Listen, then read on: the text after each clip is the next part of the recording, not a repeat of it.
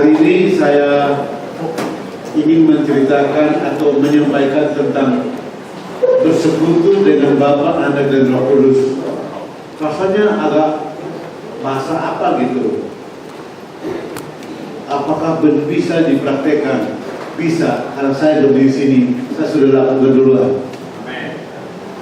Ayatnya cuma Galatia 4 ayat 4 sampai 7. Itu aja. Tapi Bapa, Anak, Roh Kudus ada berperan di sana. Di dalam Galatia 4 ayat 4 ayat 4 sampai 7.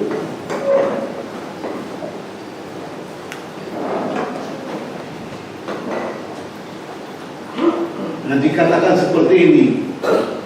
Tetapi setelah genap waktunya, maka Allah mengutus anaknya yang lahir dari seorang perempuan dan takluk kepada hukum Taurat.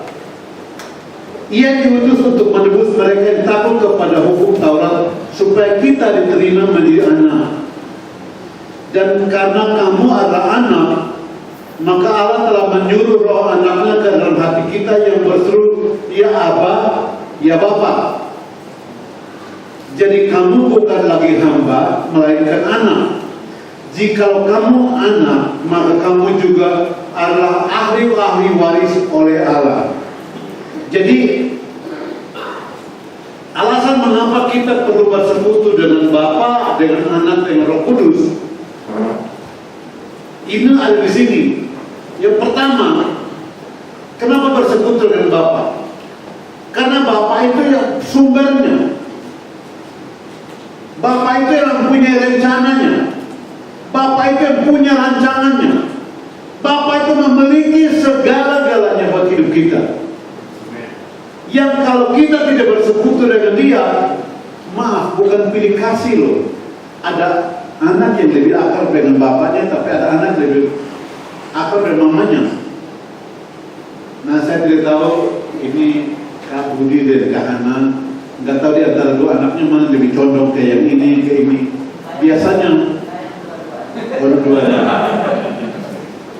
Tapi biasanya jadi kalau ini kayaknya begini, mereka pakai perantara supaya pakai bahasa yang klise supaya datang menaklukkan sang bapak. Jadi kalau bapaknya keras, dia cari mamanya untuk bisa sampaikan suara. Nah, saya mencontohkan ini karena saya menulis sindrom anak sulung, tapi belum jadi. Artinya belum dicetak. Lucunya adalah gini. Sindrom anak sulung.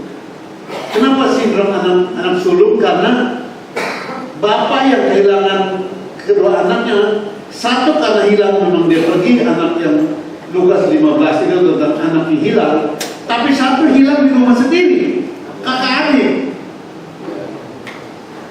yang pergi habiskan harta pulang dan kita anggap hilang, tapi ada satu yang tinggal di rumah. Dia bilang bapaknya, bertahun-tahun saya bekerja dengan bapak. Kok bapak tidak bagi sedikit pun? Kambing kurus satu. Kenapa mereka mengincar lembu tambun? Anak sulung mengincar lembu tambun, yang ketika adiknya pulang justru lembu tambun ini dipotong. Jadi saya sorot ke situ. Kenapa dia marah? Dia bilang begitu. Kenapa ya? Saya bertahun-tahun kerja di sini. Kok bapak tidak berikan seekor kambing pun? Nah, kalau kami dikupang, seekor kambing kalau kurus, biar 10 ekor kambing juga 1 ekor lembu, pasti timbangannya miring ini. Kenapa? Kambingnya kurus-kurus, lembu yang tambun itu tak berat, nggak bisa dihitungin.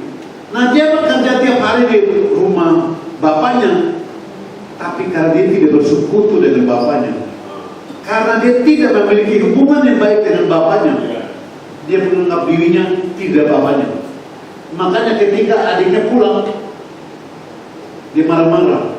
Tapi herannya, bapak tiap hari dia mencari kedua anaknya. Yang satu berdiri liatin kapan adiknya pulang, yang ini terhilang di rumah.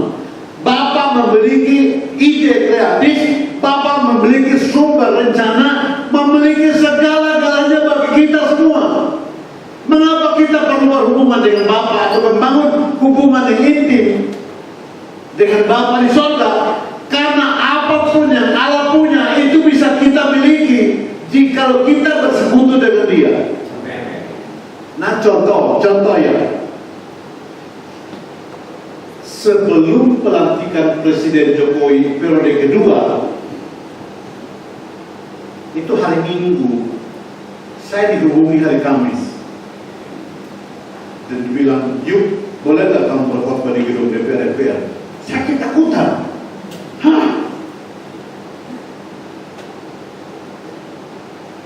Akhirnya dihubungi istri saya, dan heran istri saya bilang begini, "Boleh aja." Saya baru harus bikin saat teduh. Tiba-tiba teleponin, saya nggak mau angkat. Ini komisaris besar yang telepon, berarti bahaya ini, saya nggak mau angkat. Nah, saya kenal dia dari mana? Karena dia kena tunjuk dari mimbar di Gading Serpong.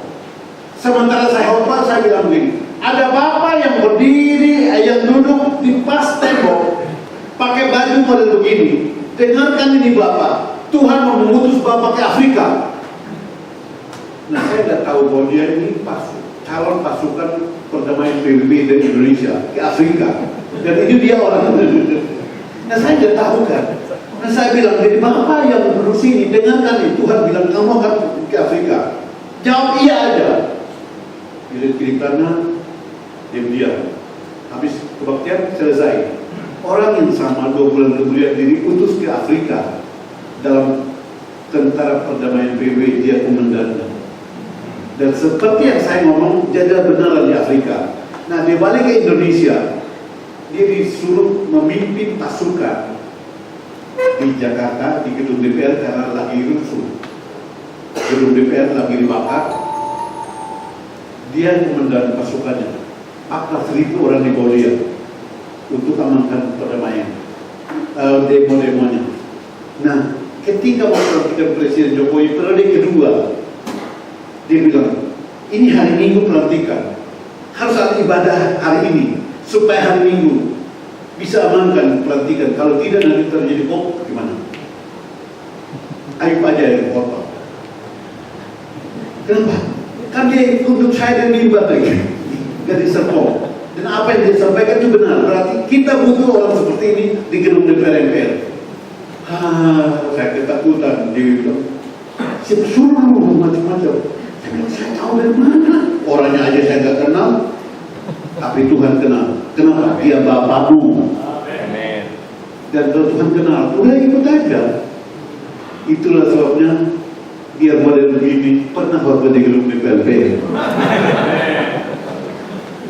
Hari Minggu itu hari menakutkan.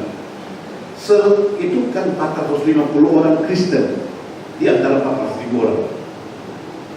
Dan ibadah di gedung DPR MPR itu utusan dari seluruh Indonesia. Saya sampai sana baru mau khotbah. Gara-gara takut 5 menit salah ngomong terus.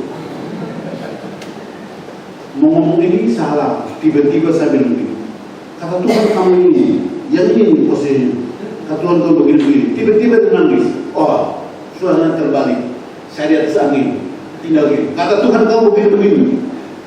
Ini lah, nggak peduli bintang yang tadi, kata Tuhan kamu begini, nangis. Kata Tuhan kamu begini, 1 jam khotbah.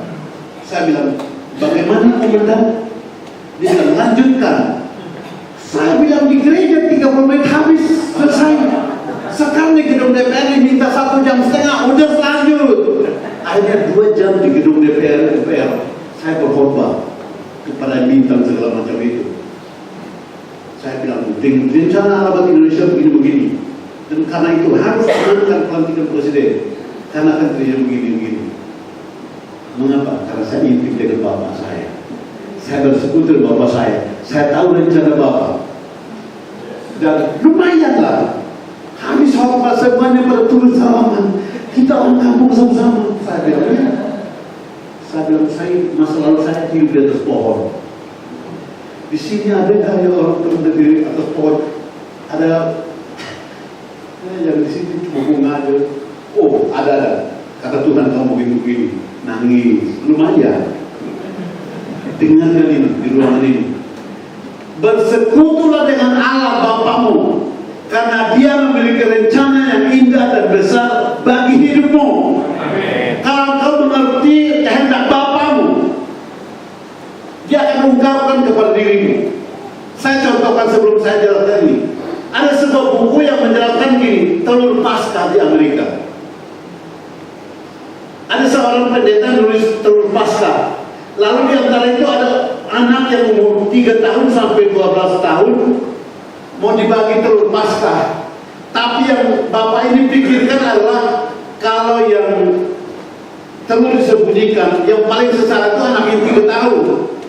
Karena dia akan kalah dari yang kakak yang 12 tahun. Jadi yang pikirnya adalah gini, bapak dia bilang gini, kalau gitu saya sediakan 1 telur khusus buat yang anak 3 tahun ini, supaya dia jangan menangis.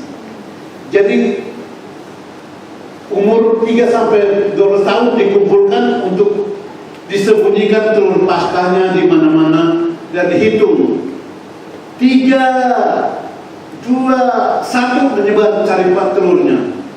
Siapa yang temukan telur berarti dia dapat. Ketika hitungan 3, 2, 1 semua berhembur kemana-mana. Yang 3 tahun ini mulai kemana? Dia kalah cepat, kalah berpikir. Tapi imajinasi bagus ada gini. Tiba-tiba dibalik ke bapaknya. Daddy, where is mine? Daddy, where is mine? Papa, di mana saya punya? Kan semuanya berlari. Dan bapaknya berbisik. Itu punyamu, saya sembunyikan di situ. Itu punyamu di situ. Kamu pergi ambil di sana. Apa yang lakukan anak kecil ini? Dia ketawa dan pergi ngambil. Kenapa bapaknya berbisik? Karena kalau bapaknya ngomong kuat, yang umur 12 tahun kan dekat situ. Dia dengar, dia lari duluan dan ambil. Karena bapaknya tahu anak yang 3 tahun kan kecil larinya, lambat larinya, lambat berpikirnya. Jadi dia harus beritahukan buat dia, dibisik-bisik di situ loh, papa sembunyikan buat kamu di situ. Akhirnya anak yang 3 tahun ini dapatkan. Dengarkan itu hati bapak. Dia tahu apa yang terbaik buat anaknya dan masing-masing pribadi kelemahannya masing-masing. Oh, yang 12 tahun itu masih cepat mencarinya, tapi yang 3 tahun belum tentu dia dapat. Jadi dia akan berikan kepada yang ini dibisik-bisik buat dia. Urusannya adalah anak ini harus tanya ke bapaknya, Daddy, where is mine? Kalau dia nggak tanya Daddy, where is mine, dia nggak akan pernah dengar itu buat kamu. Dia harus tanya dulu, Daddy, where is mine? Ketika dia bilang, Daddy, where is mine? Apa? Mana saya punya? Bapaknya bilang itu. Dia pergi dan ngambil. Dengarkan ini.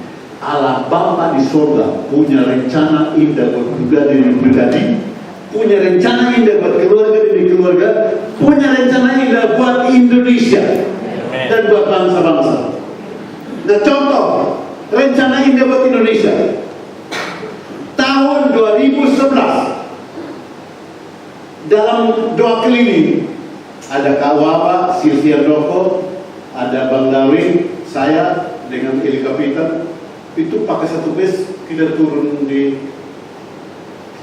dengan pesawat turun di Balikpapan, lalu dengan mobilnya bersepanjang dikit.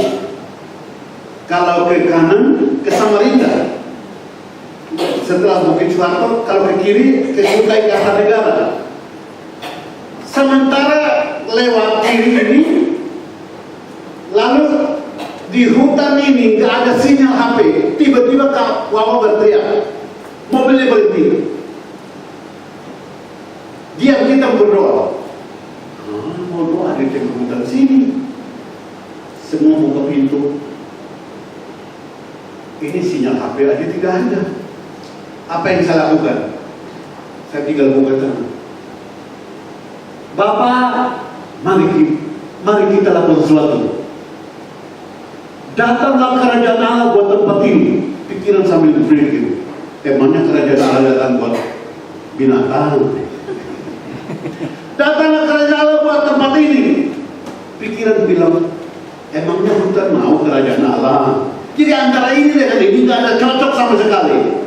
Tapi suara berkata gini, sejauh teritorial Indonesia dari Aceh sampai Papua, sangat laut sampai Rote, perkataannya akan keluar dan sampai tempat ini. Dengarkan ini, dari tempat ini keluar kebenaran, keluar damai sejahtera, keluar sukacita, keadilan, HAM, penegakan HAM, hukum dan keadilan semuanya di tempat ini. Sambil pikiran berpikir, masa sih dari hutan sini?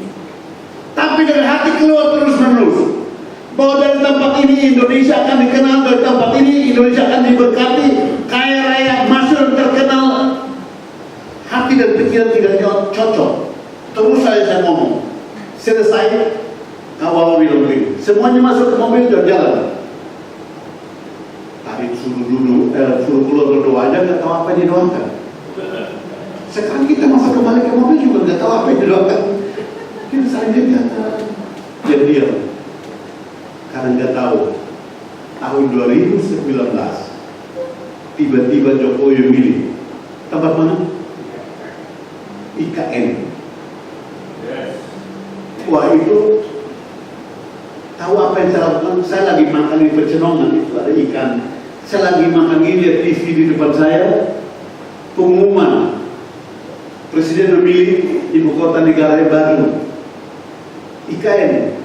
Mereka pilih Penasir Pasir Utara. Saya bilang, buka mulut gini, ikan nggak bisa punya.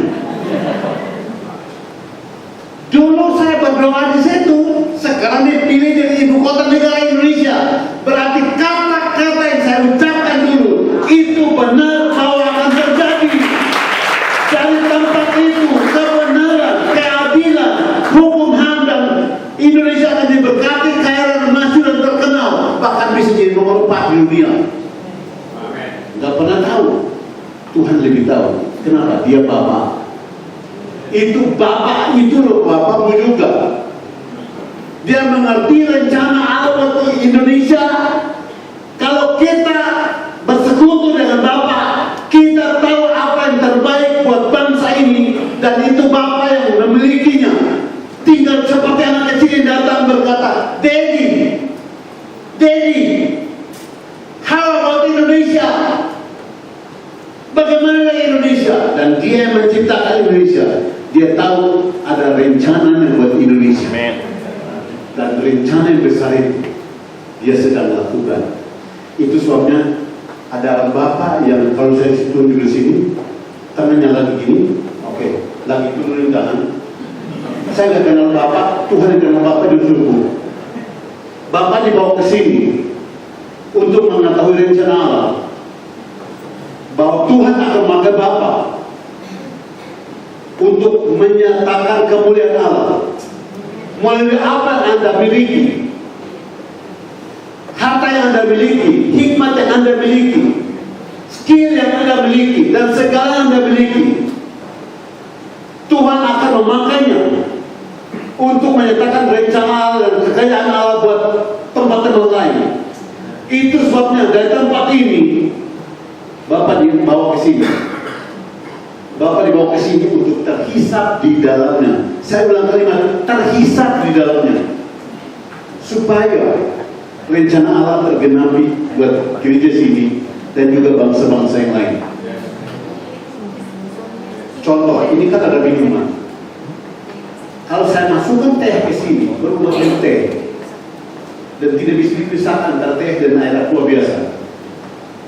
Kalau Bapak bisa di tempat ini, itu sepertinya nggak bisa dikenal lagi mana, karena ketika Bapak di tempat ini, rencana Allah yang maha besar itu bisa terbuka buat semuanya, dan Bapak ada di dalamnya untuk membawa kemuliaan bagi nama Tuhan.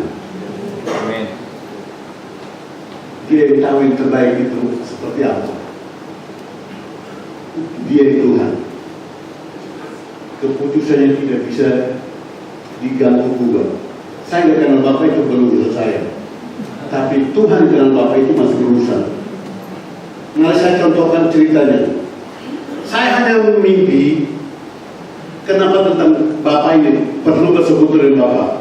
Saya suatu kali bermimpi, mimpinya itu gini. Dalam Keluaran 2:3-4-5, Tuhan bertemu dengan Musa. Saya bisa nonton kayak nonton film. Tapi mereka ngomong saya ngerti, padahal bahasa Semit kuno yang dipakai. Nah, Tuhan bertemu dengan Musa. Dan Musa berkata, Tuhan berkata kepada Musa, Musa, mari aku utus engkau untuk pergi bebaskan umatku dari Mesir. Musa berkata, enggak bisa. Utuslah yang lain. Baru kalimat itu saya tahu dari mana mimpi. Utuslah yang lain. Kata Tuhan gini, Musa, Musa. Itu kata nada gitu loh. Musa, Musa. Musa, Musa.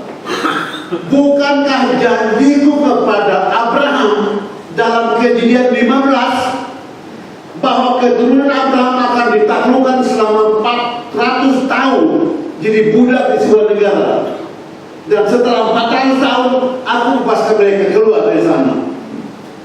Sekarang kamu harus pergi. Musa bilang, utuslah yang lain. Keluaran 4 ayat 13, utuslah yang lain. Ayat 14 berkata, maka murkalah Tuhan, bangkitlah murka Tuhan. Nah akhirnya dia bilang, Musa, Musa memang sangat sukar mencari pemeran utama, sukar untuk menjadi pemeran utama, tapi mau utus yang lain gara-gara kamu udah kelewatan. Menurut Galatia 3 sudah 430 tahun. Berarti gara-gara kamu sudah kelewatan 30 tahun. Kamu cari orang lain. Kamu kan 40 tahun di sini, namanya Universitas Padang Guru. Jurusan pukulan keras. Nah, saya ini kan SMP, mana tahu istilah mahasiswa. Kamu sudah mau cum laude. Cum laude itu apa? Kue apa? Kenapa kamu cari orang lain? Kapan lulusnya? Kapan kuliahnya? Bangkitlah murka Tuhan. Kamu harus tahu Tuhan memilihmu. Ketika saya dengar begitu, saya gemetaran. Dalam mimpi saya berdoa, Tuhan, ini saya Tuhan. Daripada kau memakai keledai untuk berbicara kepada Bileam, daripada kau memakai ayam dan berkokok Petrus bertobat, ini air Tuhan. Daripada kau memakai binatang, ini air Tuhan. Kalau air sudah tidak ada, boleh kau memakai yang lain. Gara-gara doa itu saya bangun dari tidur. Saya kaget dari tidur bangun. Aduh Tuhan, mimpi luar biasa ya. Tuhan bisa jelaskan, tapi intonasinya bagus. Musa, Musa, Musa, Musa. Sekarang kalau ditulis, bagaimana nadanya?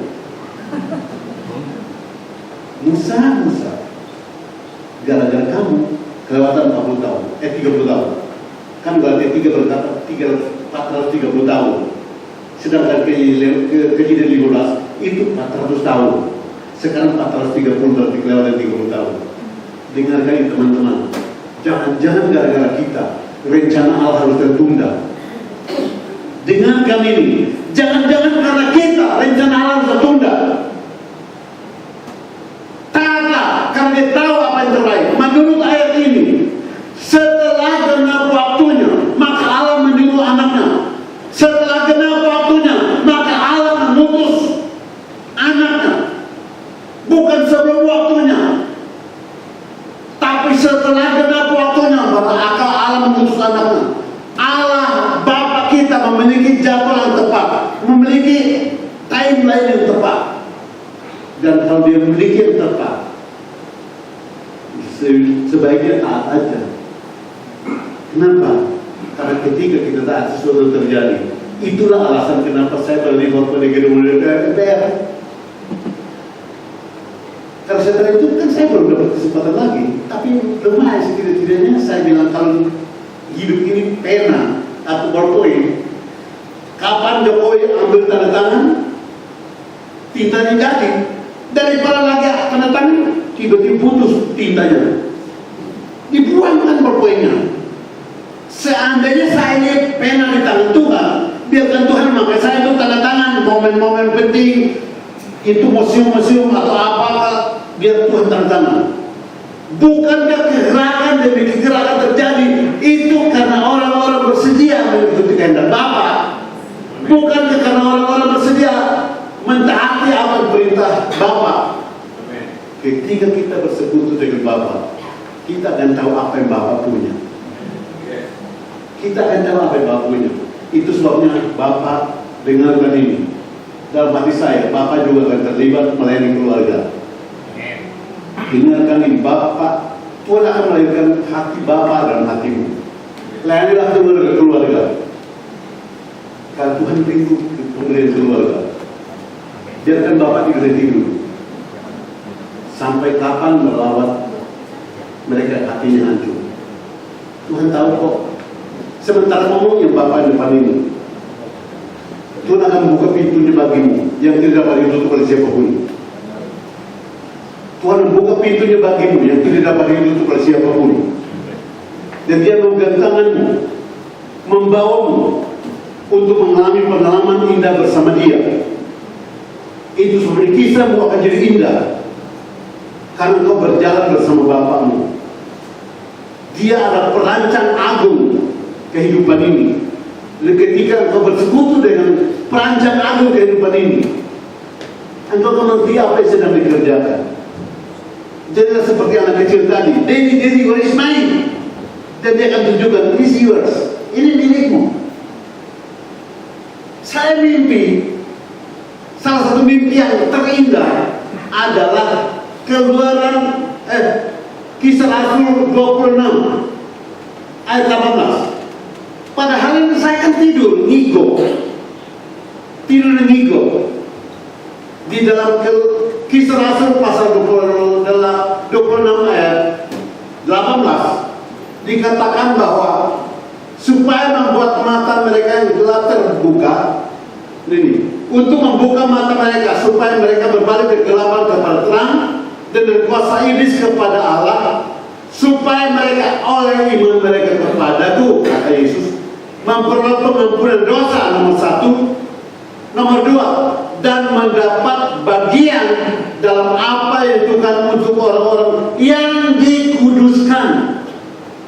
Nah, mendapat bagian, setiap orang kan ada kuenya, setiap orang ada warisannya, setiap orang ada miliknya yang disediakan oleh Bapa di surga. Bapak itu punya 10 anak, 10 kuenya pasti dapat warisan. Tidak mungkin 10 anak 9-nya dapat, yang 1-nya enggak. Jangan-jangan sebentar dia akan mati gara-gara satu itu. Bapak yang punya, tapi pasti punya warisan. Nah, saya mimpi tentang ini adalah gini. Untuk memperoleh oleh iman mereka kepada aku, memperoleh pengampunan dosa, nomor 1 itu kaki kiri, kaki kanan, dan mendapat bagian dalam apa yang Tuhan untuk orang-orang dikuduskan. Ini kaki kiri, ini kaki kanan. Jangan hanya mendapat bagian pengampunan. Kapan bagiannya yang tahu? Saya kan habis khotbah makan di atas, makan siang. Kalau saya nggak naik ke atas kan saya nggak dapat makan. Habis khotbah naik ke atas untuk dapat makan, habis makan turun lagi khotbah. Kan itu makan saya nggak akan diambil, itu bagian saya kok. Kalau manusia aja, itu ada bagiannya. Bukankah Bapa di surga memiliki bagian? Oh, ini sini, yang ini sini. Dalam mimpi, saya bilang wow. Dan di dalam mimpi itu masih ada kalimat yang muncul dalam mimpi. Dalam Efesus 1 dikatakan bahwa Efesus 1 ayat 17-19 dibilang begini, memberikan kepada roh hikmah dan wahyu. Aku berdoa supaya Bapa memberikan kepada roh hikmah dan wahyu untuk mengenal Dia dan benar, dan menjadikan mata hatimu terang agar kamu mengerti pengharapan apakah yang terkandung panggilannya, betapa besar kemuliaan bagian untuk membagi orang-orang dikuduskan. Oh gitu ya, setiap bagian itu kan bagi orang dikuduskan ada kemuliaannya, dan itu masing-masing disediakan oleh Bapa di surga. Itu alasan kenapa kita perlu bersekutu dengan Bapa. Kalau kita tidak bersekutu dengan Bapa, kita rugi. Karena itu Bapa yang depan ini. Ini kayak memegang pedang bermata dua, Pak. Jadi pedang bermata dua itu artinya ini tajam. Bapak ini bisa melayani rohani, bisa. Tetapi juga yang sekuler juga bisa. Itu bisa menasihati ke sini bisa dua-duanya. Yang Bapak ini, hikmat yang ada padamu itu bisa menjangkau keduanya. Ingat Daniel bisa jadi nabi Tuhan, tapi juga Daniel bisa jadi penasihat raja. Daniel itu bisa jadi penasihat raja. Kenapa? Karena dia bisa berfungsi ke sini. Bapak ini ada karunianya. Malah saya kenal Anda itu guru saya. Tukang pos tidak ada urusan dengan titipannya. Dia cuma bawa alamat aja, dia datang, maaf ini nama ini ada gak? Ini buat ini, langsung pulang. Kita nggak tanya siapa yang bawa, karena dia tukang pos.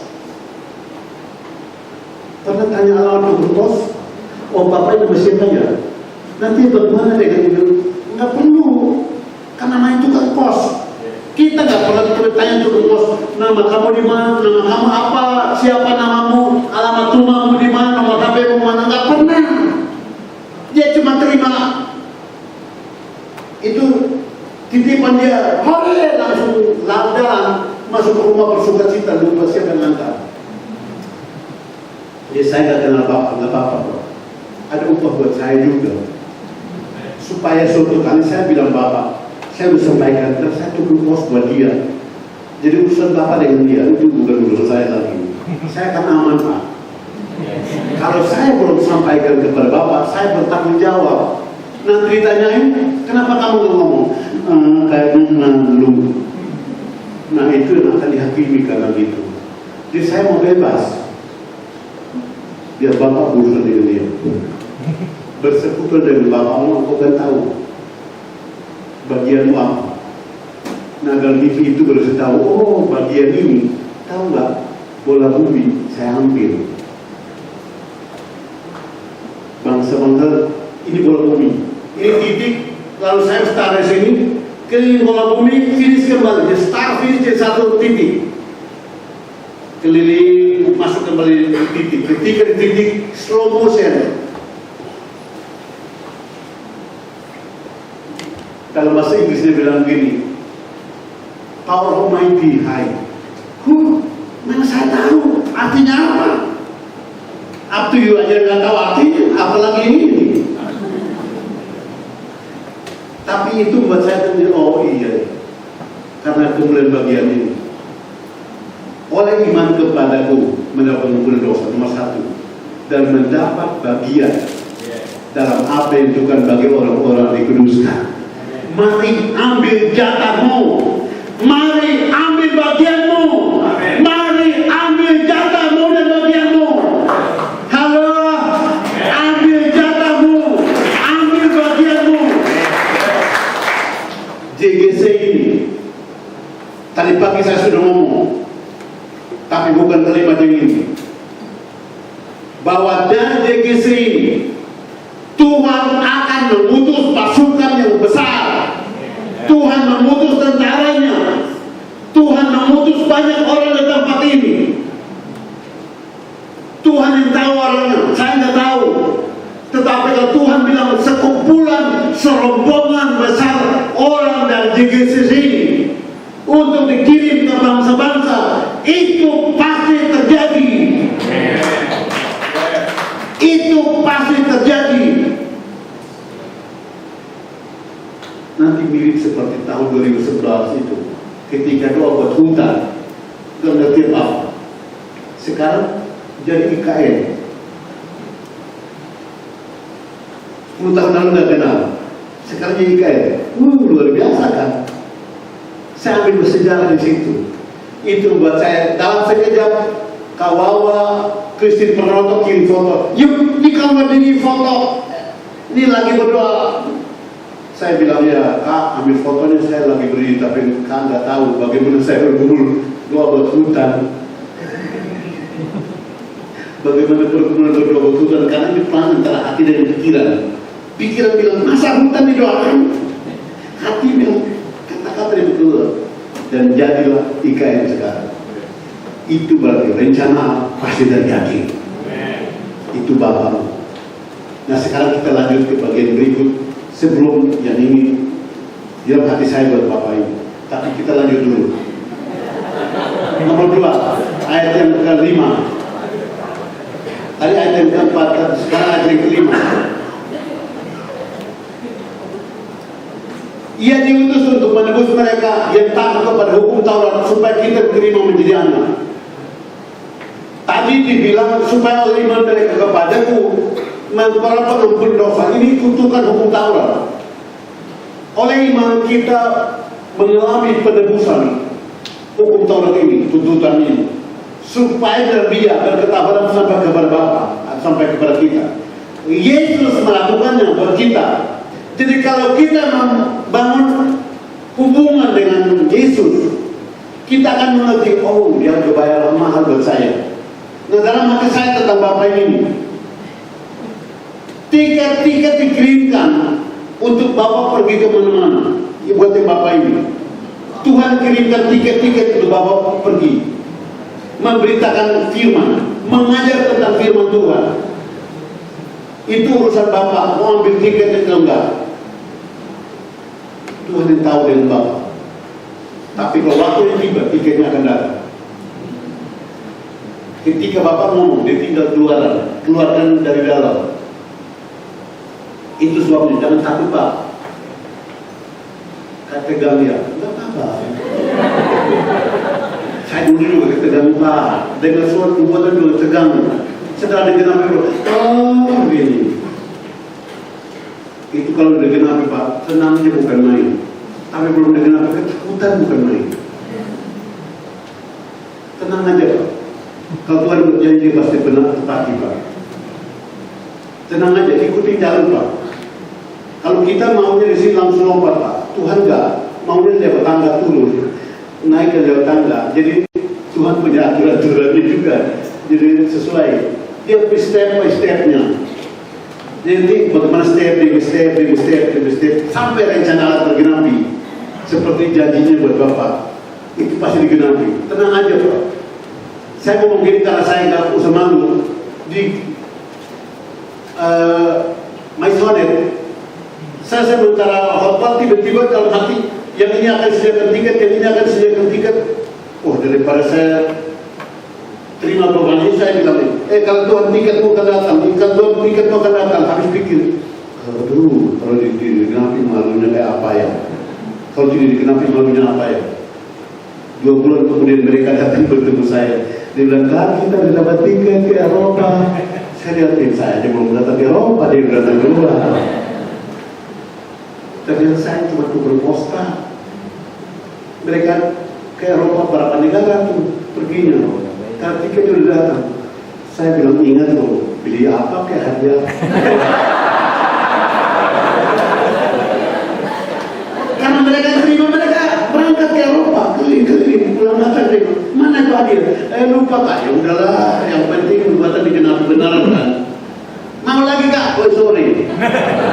Itu lain cerita. Dengan ini, kita nggak bisa. Tapi ayat ini berkata, Yesus diutus untuk menebus kita, yang karena hukum Taurat menuntut kita. Segala kelemahan apapun yang tidak bisa ditanggung oleh manusia, Yesus diutus datang untuk membayarnya bagi kita, menebusnya bagi kita. Itu sebabnya pentingnya kita bersekutu dengan Yesus, supaya kita tahu apa Yesus bukakan buat kita. Alasannya apa? Karena Yesus itu password. Jujur aja tadi pagi kami datang ke sini, ini ruang masih kosong tapi udah sampai duluan. Karena tol, dulu tol lama dari sana putar jauh amat baru sampai sini. Tadi pagi baru 6:30 lihatin Waze, kok cuma 41 menit? Ini tol turun Moi naik lagi sampai sini 40 menit sampai sini, apalagi Dewi bawa 140. Kita harus berseroh. Nah saya pasroh, mereka jaga setir. Jadi akhirnya 30 menit saya udah sampai sini. Belum ada orang. Kenapa? Tol. Saya seharusnya kita dengan Yesus masuk ke Bapa itu gampang. Tinggal dalam nama Yesus, terima kasih Tuhan melalui darah-Mu. Ibrani 10 berkata, kita memiliki jalan yang baru, yaitu Yesus sendiri. Dirinya Yesus sendiri. Dengan sendiri kita bertemu dengan Bapa. Luar biasa kan? Jadi bersekutu Yesus itu membuat kita bisa mendengar apa yang Bapa rencanakan buat hidup kita. Blueprint dari Bapa tersedia bagi kita yang belum bisa dibuka sesuai dengan kisah Rasul tadi. Karena mata kita masih buta, masih gelap, nggak bisa lihat. Ketika diterangi, diambil. Itulah alasan kenapa saya bisa mengambil lumayan banyak. Saya harus jujur. Sekarang buku ke-50-an, 54. SMP 54 buku. Lumayan. Sekarang lagi tulis yang lain. Kenapa? Karena bersama Yesus saya bersekutu dengan Bapa dan lihat, oh blueprintnya Allah itu seperti apa. Termasuk salah satunya kenapa saya berani. Kenapa saya berani? Kan baru mobil saya keliling. Saya bangun, saya bilang ini, bagaimana itu rencana Bapak buat saya bola bumi keliling. Wih, model begini, saya pakai model begini, nggak apa-apa. Tapi Allah tidak mungkin dibohongi, berbohong kepada saya. Kalau Allah berbohong kepada saya, mana mungkin alam dunia ini masih ada. Alam lainnya masih tegak, karena dia nggak pernah berdusta. Itu berarti janji kepada saya pasti tegak. Saya bilang, kenapa berjanjinya bisa dinamik? Yuk, mana mungkin saya bilang, kamu pernah lihat matahari terbit dari barat? Enggak kan? Kalau selama matahari belum pernah terbit dari barat, rencana Allah pasti jadi namanya. Dan apa yang dijadikan buat kita itu pasti digenapi. Cara masuknya melalui Yesus. Kenapa? Karena kita kan suka berbohong, kadang-kadang bohong putih. Udah makan bro? Udah, padahal belum makan. Saya kan begini, orang Timur, khusus saya, kalau belum makan nasi, belum makan. Dewi bawa makan kue tiaw, sepiring, belum makan. Jadi kita udah makan belum? Belum. Kenapa? Ya kan tadi kue tiaw, belum nasi. Jadi kalau belum nasi, belum makan. Padahal udah makan kenyang, dosa putih kan. Yesus harus datang menanggung itu supaya saya jadi benar. Karena kalau saya masih berdosa, malah mungkin bertemu dengan Allah yang kudus. Allah itu kudus. Kalau bertemu dengan Dia yang kita masih berdosa, habis. Ada Yesus yang menebus kita ini. Kita datang kepada Dia karena kekudusan Dia menjadi kekudusan kita. Contoh,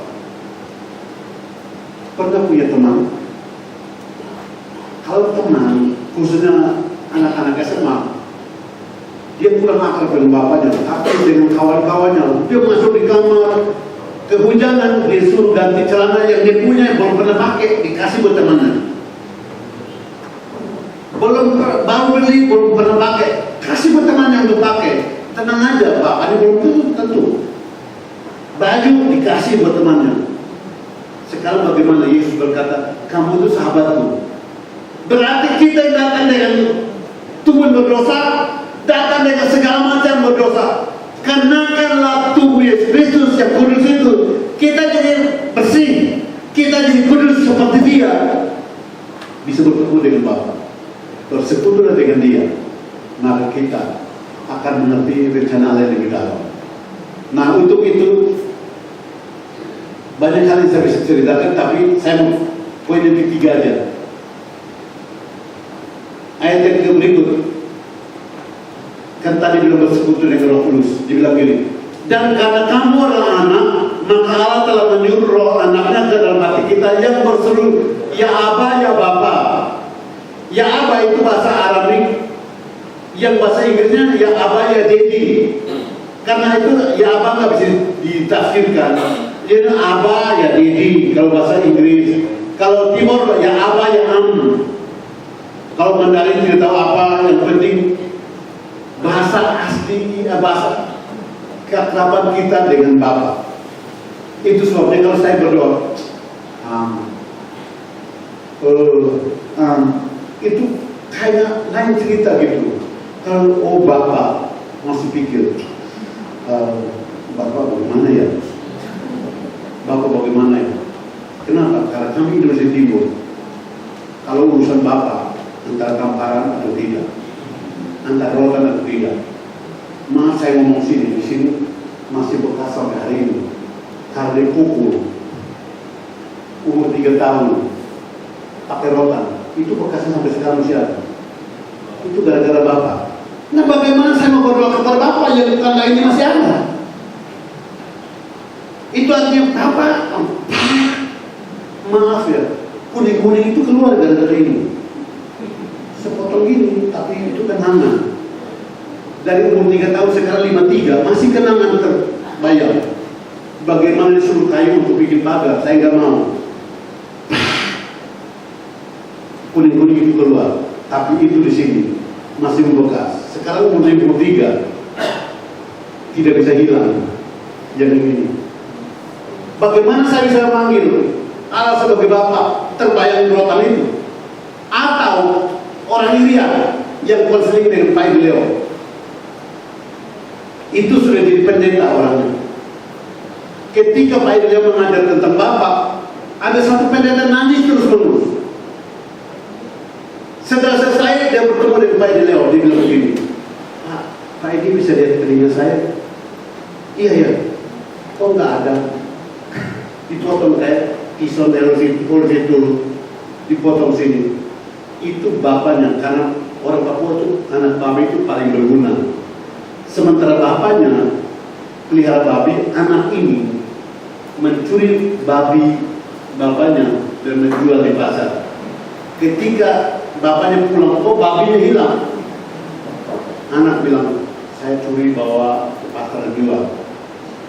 Bapak ini ambil anaknya, datang ikat di bawah pohon kelapa, diikat dengan kelapa baru dipukul. Kenapa kamu jual babinya Pak? Dipukul kan pasti nangis dong. Papa jangan. Dia. Mana mungkin dia? Iya. Dia. Karena dia semakin nangis, dia ambil pisau di dalam ini. Sekali lagi kalau kamu tidak diam, Papa akan bunuh kamu. Ya, dipukul pasti nangis lah. Papa jangan. Potong telinganya. Setelah potong telinganya, telinga terpotong yang dimasukkan ke mulut, bilang makan. Dan dia makan. Habis itu dia lari ke kota, jadi pendeta. Tapi dia hanya berdoa, anak Yesus dan Roh Kudus gak pernah sebut Bapa. Karena setiap kali disebut Bapa, bagaimana telinganya yang habis, tinggal setengah. Itu sebabnya ketika Pak Hidayat mengajar tentang hati Bapa, yang paling menangis dia berkata, Tuhan saya mengampuni Bapa saya, tapi pertemukan saya karena dia tinggal di gunung. Bagaimana mungkin dia datang ke kota? Mereka berdoa dan herannya bapaknya tergerak dari gunung ke kota. Ketemu anaknya hari itu. Bapaknya ketakutan lari. Kenapa? Jangan-jangan anaknya bunuh dia. Tapi anaknya berkata, bukan, Tuhan sudah ubah hati saya bisa mengampuni. Dan dia rangkul bapaknya, dan bapaknya terima Yesus. Sejak itu mindsetnya berubah, bisa berdoa sebelum Bapa, tapi telinganya nggak bisa disambung. Itu sebabnya kadang-kadang latar belakang kita dengan Bapa itu berbahaya. Nah herannya dengan Roh Kudus yang ada pada kita berdoa. Saya nggak perlu, oh Bapa, karena itu Bapa langsung terbayang rotan. Tahu ketika saya bilang, terbayang bagaimana saya duduk di atas bahu Bapak saya. Saya duduk di atas bahunya. Saya bilang, itu panggilan paling akrab dengan Bapak. Dibelai-belai. Roh Kudus dalam hati kita bisa manggil Bapa dengan bahasa kita. Itu salah satu peran Roh Kudus yang membuat kita bisa berdoa, yang membuat kita bisa lakukan apapun. Dan yang paling penting di antara ketika Roh Kudus dalam hati kita, sehingga kita bersekutu dengan Dia, adalah Roh Kudus akan menuntun kita untuk bisa berdoa, bisa berkhotbah, bisa menulis, bisa mengajar, bisa konseling, bisa mengatasi ketakutan, bisa menghadapi segala keadaan dengan berani karena Dia. Roh Kudus juga menghidupkan ayat firman Tuhan. Contoh salah satu, Februari tahun lalu, berarti sekarang di tahun kedua ya, 1 tahun setengah. Saya nulis bukunya orang, kisah orang. Buku biasanya kalau bukunya orang kan saya tulis masukkan nama saya, jadi namanya ghost writing, artinya penulis bayangan. Kasih saya rekomend, jadi mau tidak mau harus taat penentuan kan. Dibilang dalam waktu ini bukunya harus jadi karena ulang tahun ke-50 pernikahan mereka. Jadi tolong bikin buku ini. Waduh, saya pulang gak bisa tidur. Jam 12 minum kopi. Sambil minum kopi tetap tulis. Bisanya nambah. Besoknya nggak tidur, sambung lagi. Sampai jam 12 minum kopi dan susu. Lalu sambung sampai jam 3 pagi. Pas 12 bab, saya berteriak, hore, selesai juga. Tapi besoknya ketahuan darah tinggi saya 203/111. Tidak, saya mulai belok. R, nggak bisa sebutin R segala macam. Dia bilang begini, yuk, kayaknya kamu stroke. Saya bilang, enggak, dalam nama Yesus enggak. Padahal udah ketahuan. Kita ke dokter, enggak, Yesus dokter, enggak, segera dokter. Yuk, ke rumah sakit yuk. Enggak. Ternyata saya kolera. Itu bawa ke rumah sakit Puri, Indah Puri, datang, periksa. Tunggu sampai sorenya baru periksa. Ketahuan, langsung nggak bisa ngomong lagi. Semua murid saya hilang. Saya lihat Dewi gini, ini perempuan siapa nih? Oh ya, itu sendiri. Saya begini. Nah, saya ditangani oleh 3 dokter. Dokter saraf, internis, dan gizi. Datang dokter gizi, soal ini nggak boleh makan, ini nggak boleh makan.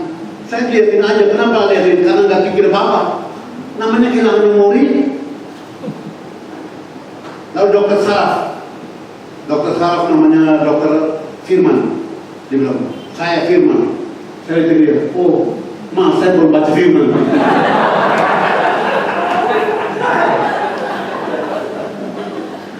Dia bukan, saya dokter Firman. Oh, dokter Firman. Selanjutnya udah gak ingat apa-apa. Semua memori hilang, segalanya hilang. Dia datang, saya di perempuan dari mana? Pada istri sendiri. Teman-teman juga nggak bisa. Saya udah lupa semua. Nah, di rumah sakit itu, saya mikir, sekarang nggak apa-apa ya. Mungkin kenapa? Karena hilang semua. Hanya satu yang saya masih ingat, ayat-ayat dalam Alkitab. Ayat Alkitab nggak bisa hilang. Di teman-teman datang doain saya, sebutin salah, saya bilang enggak, kalimat yang benar tuh ini. Ayo masih ingat ayat. Dia teman-teman komsel datang doain, sebutin salah ayat, saya bilang gini, ayat yang benar tuh kalimat ini. Hah? Berarti kamu belum itu ya? Belum stroke, kehilangan memori ya? Hah? Kehilangan memori? Kamu kenal siapa saya? Enggak. Oh, berarti iya. Saya lihat tapi nggak lihat. Makanya sekarang kalau lihat begini, saya harus kenalin nama dulu karena yang lama-lama udah hilang semua. Tapi ayat firman Tuhan itu nggak bisa hilang. Teringatlah saya akan Yesaya bahwa rumput jadi kering, bunga jadi layu, tapi firman Allah kekal selama-lamanya. selama 6 hari di rumah sakit, semuanya nggak ada, hanya ayat Alkitab yang teringat. Kadang-kadang saya menyanyi Mazmur 23, Gembala yang baik, ku berserah padamu, kemana kau tuntun, ku kan turun. Itu aja. Mau pikir apa lagi? Kan hilang semuanya. Tapi herannya ayat muncul sendiri. Jadi gara-gara di rumah sakit 5 judul buku lagi keluar. Salah satunya adalah Dewi sebagai istri, sebagai sopir, sebagai penolong, sebagai guru, sebagai konselor, sebagai dokter, perawat, apa segala macam, namanya paket komplit. Karena jadwal khotbah gini kan dari Dewi. Jangan minta saya, minta Dewi aja pasti jadi. Kalau tanpa Dewi saya nggak bisa khotbah sini. Nah artinya kalau tanpa dia gitu, jadi paket komplit. Tidak rumah sakit loh, 5 judul buku baru keluar. Nah hari kan saya keluar kembali, baru mulai berjalan. Aduh, kok jalannya pincang ya? Saya masuk rombongan yang stroke semua. Kayak pagi kami jalan. Tapi saya bisa ngomong ayat aja ya. Firman Tuhan berkata gini, firman Tuhan berkata gini. Hari ketiga mulai saya lepas tongkat, jalan biasa. 1 minggu saya udah gak pakai tongkat lagi, bisa lari-lari biasa. Dan minggu kedua masuk kantor seperti biasa. Sampai hari ini. Sampai hari ini bisa berubah. Dan yang tidak bisa, bisa. Nah herannya ketika kami balik ke dokter Firman tadi ini, dokter, oh tayu kan? Iya. Oh berarti iya. Saya bilang ini, saya belum baca Firman. Dia bilang, Pak, ini harus banyak bicara supaya supaya memori Bapak bisa dikembali. Maaf ketika MRI dan keluar layar. Ini otak kiri, otak kanan, modelnya begini, lalu ada penyambungnya gini. Ini yang putus, penyambung ini antara otak kiri, otak kanan, putus. Jadi kalau ada apa-apa harus dari mana? Kalau datang di sini katanya. Jadi kalau informasi 2 hal yang bersama nggak bisa, hanya 1 aja. Tapi herannya justru 1 ini khotbahnya lebih tajam. Kenapa? Kan cuma 1 aja informasinya. Jadi kalau saya lagi ngomong gini, tiba-tiba ada yang panggil saya nggak bisa nyaut. Kan buat nggak boleh 2 informasi nggak bisa masuk sama-sama. Herannya Tuhan bisa pakai yang ini. Jadi 1 aja, yang lain nggak bisa. Itu sebabnya kalau tulis lebih gampang mengalirnya. Jadi Tuhan bisa mengubah segalanya lewat Roh Kudus. Ketika bersekutu dengan Roh Kudus, hal-hal yang baru mulai diajarkan. Dan herannya ketika saya kutip ayat demi ayat, itu dari apa? Dari China kirim itu link untuk shoe. Saya bilang, mana bisa ngomong? Kan saya lagi itu. Dia bilang, Kak ngomong gak apa-apa kok. Herannya saya ngomong masih bisa. Padahal kalau habis obat, memorinya hilang lagi. Jadi harus ngomong, kalau ngomong baru saya harus pikir dulu, oh ini apa. Tapi kalau obat, gak usah pikir. Kalau Tuhan begini-begini. Akhirnya saya bawa untuk khotbah dari mana-mana dan mulai pulih. Nah ketika ketemu dokter bilang, Bapak ini harus banyak ngomong. Kalau banyak ngomong, memori hilang bisa kembali. Nah sementara ngomong, Dewi di samping. Dewi bilang begini, Pak dokter, saya mau batalkan pelayanan suami saya selama 1 tahun, nggak boleh khotbah. Dokter bilang begini, Ibu mau, ini Bapak tidak sembuh. Oh gitu ya dokter. Ibu harus bikin jadwal yang banyak buat Bapak. Karena kesembuhannya tergantung banyak ngomongnya. Oh begitu ya? Iya harus banyak ngomong. Dia bilang semua jadwal dulu. Akhirnya minggu depannya khotbah terus sampai sekarang. Saya makin banyak khotbah, makin pulih. Kata dokter Sarah, kalau banyak khotbah, memori-memori hilang itu bisa pulih. kesaksian yang hilang bisa pulih. Karena dia tinggi, ini siapa ya? Dia tinggi masih siapa ya? Nah mulai hilang. Itu sebenarnya kalau kenalan orang namanya ini, namanya siapa ya? Jadi itu buat itu memang kejadian tahun lalu. Hanya karena Roh Kudus lah yang menolong saya untuk bisa pulih kembali seperti saat ini. Kenapa? Itulah Tuhanmu. Hebatnya Tuhanmu. Jadi Tuhan yang sama lagi bekerja di antara kita. Itu sebabnya jangan takut, jangan gentar, karena Tuhan memanggil kita. Dia setia pada janjinya. Itu sebabnya yang duduk ini.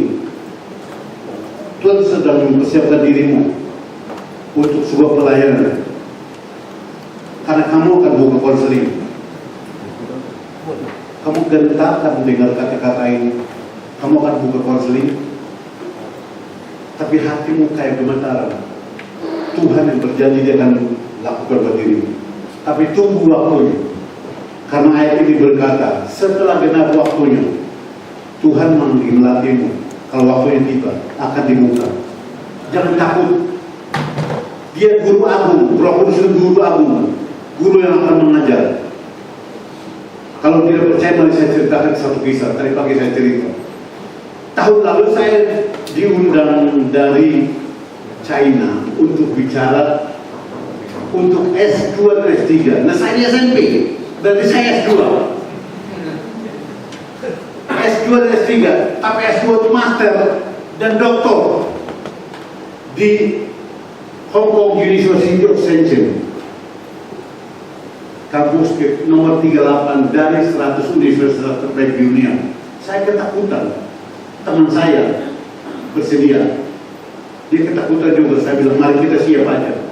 Ternyata saya bilang kapan lagi kalau ini, kan ada Roh Kudus, kita siap aja. Jawab iya. Ketika jawab iya, tiketnya keluar. Jadi mau tidak mau harus mau, kan tidak mungkin batalkan. Itu sebabnya bulan September lalu ketika di Shenzhen 70-an yang hadir, saya habis ngomong 50 memberi diri dibaptis. Kita ketakutan.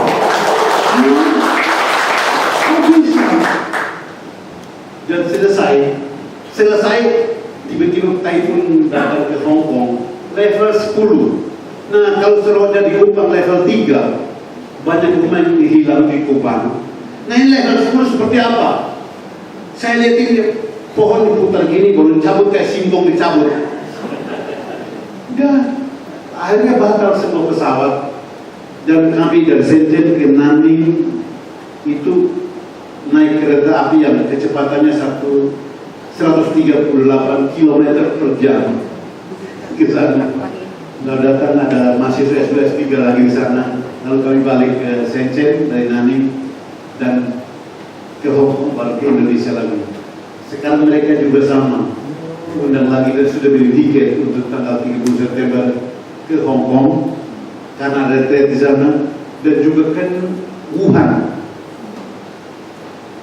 Udah beli tiket soalnya, kan bukan kita yang beli. Salah satunya lagi karena Roh Kudus. Ketika dibilang karena kamu adalah anak, maka Allah menyuruh orang anak dalam hati kita yang bersembunyi, ya Aba, ya Bapa. Kita terbuka, Bapa, tolong saya Bapa. Ini masalah besar Bapa.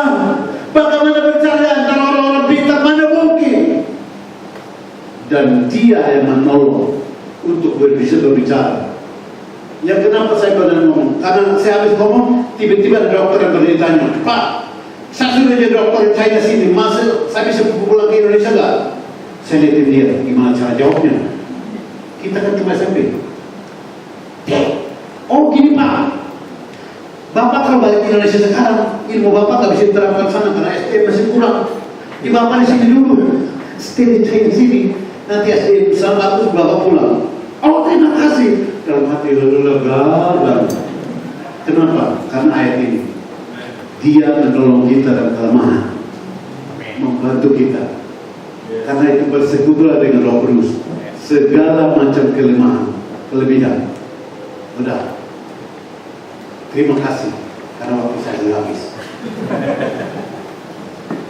Jangan takut teman-teman, bersekutulah dengan Roh Kudus, karena Dia segala-galanya. Bapa itu sumber, tapi Roh Kudus bisa menolong kita dalam kelemahan kita. Tundukkan kepala untuk kita berdoa. Tuhan, ini hidup kami Tuhan.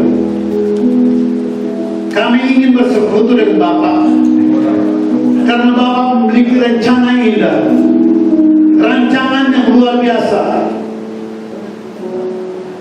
Sumber dan segala sumber ada pada Bapa. Kami mau bersekutu dengan Bapa untuk mengetahui apa yang Bapa rancangkan buat hidup kami pribadi, buat keluarga kami, buat bangsa kami dan bangsa-bangsa. Mengapa kami berada di DGC sini? Biarlah kami datang kepada Tuhan, untuk Tuhan membukakan bagi hati kami, buat diri kami, mencerdikan mata kami untuk melihat rencana Allah yang besar buat hidup kami.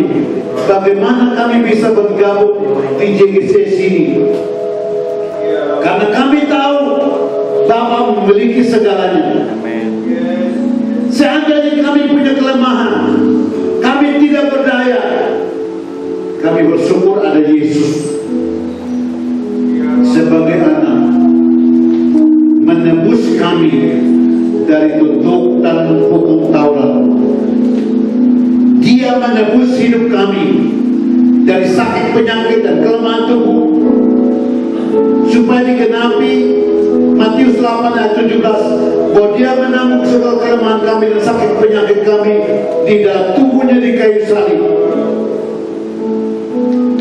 Biarkan kami mengambil keputusan untuk bersekutu dengan anak, supaya kami tahu apa yang tersedia melalui anak buat hidup kami. Ini hidup kami. Biar Roh Kudus yang dikaruniakan kepada kami membuka mata rohani kami, menjadikan mata kami untuk melihat kelebihan-kelebihan yang diberikan buat kami, kemampuan-kemampuan yang diberikan buat kami, sehingga dengan skill yang ada pada kami, kemampuan yang ada pada kami, karunia dan talenta yang ada pada kami, kami dapat memakainya, memanfaatkannya untuk kemuliaan kerajaan Allah. Ini kami Tuhan, pakai kami untuk menyatakan kemuliaan-Mu. Terima kasih Tuhan. Kami bersyukur kepadamu buat hari ini. Ketika kami pulang, Engkau akan membukakan hal-hal yang rahasia lebih dalam lagi buat kami. Karena Engkau Maha Hadir. Engkau hadir untuk berbicara kepada kami melalui berbagai cara, bahkan melalui mimpi atau suara binatang atau apapun yang Kau pakai untuk menjelaskan panggilan-Mu kepada hidup kami. Kami bersedia dipakai Tuhan. Terima kasih Tuhan.